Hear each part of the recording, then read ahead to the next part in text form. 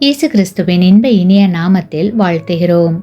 இன்றைய வேத வசனம்: நம்முடைய பாவங்களை நாம் அறிக்கையிட்டால் பாவங்களை நமக்கு மன்னித்து எல்லா அநியாயத்தையும் நீக்கி நம்மை சுத்திகரிப்பதற்கு அவர் உண்மையும் நீதியும் உள்ளவராய் இருக்கிறார். 1 யோவான் 1:9.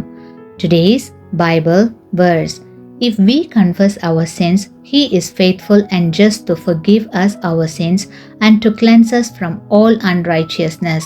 1 John chapter 1 verse 9. தேவன் உண்மையுள்ளவர். வேதாகமம் முழுவதிலும் இதற்கான ஆதாரங்கள் நிறைந்துள்ளன. மனிதர்தாம் பொய் சொல்லுகிறவர்கள். எல்லா காலங்களிலும் தேவன் நம்பத்தகுந்தவரே.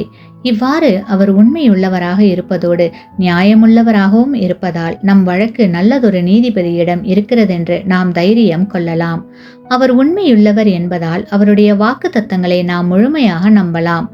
நம்மை மன்னிப்பதாக அவர் வாக்கு பண்ணி இருப்பதால் நம் குற்றத்தை உணர்ந்து தாழ்மையோடு நம் பாவங்களை அறிக்கையிட்டால் அவற்றை அவர் மன்னிப்பார் என்று வேதாகமத்தில் கூறப்பட்டிருக்கிறது. அதற்காகவே அவர் வந்தார், மரித்தார், உயிர்த்தார், என்றும் வாழ்கிறார். பாவங்களை மன்னிப்பது மட்டுமல்ல, எல்லா அசுத்தங்களையும் நீக்கி நம்மை பரிசுத்தப்படுத்துகிறார். குற்ற உணர்வு, தீட்டு என 2 விதங்களில் பாவம் நம் உள்ளத்தில் குடியிருக்கிறது. குற்ற உணர்வு நீங்க மன்னிப்பு தேவை. தீட்டு நீங்க சுத்திகரிப்பு தேவை.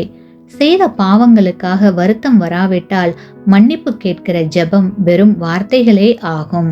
பாவத்தை ஒழிக்க போதுமான ஏற்பாடுகளை செய்திருக்கிறார் தேவன். மன்னிப்பும் சுத்திகரிப்பும் நம் பிறப்புரிமை. வெற்றிகரமான வாழ்க்கை வாழ்வதற்கு தேவ வல்லமையும் ஆவியானவரின் பிரசன்னமும் நமக்கு கிடைக்கின்றன. மன்னிப்பு பெற்ற பிறகு கரைபடாத வாழ்க்கை வாழ்வோம்.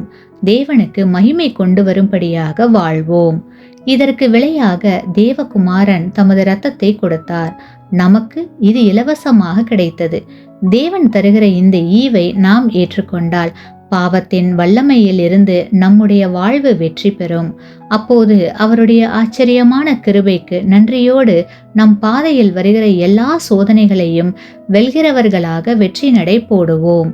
இதுவே சுவிசேஷம், விடுதலையின் நற்செய்தி. ஆமேன்.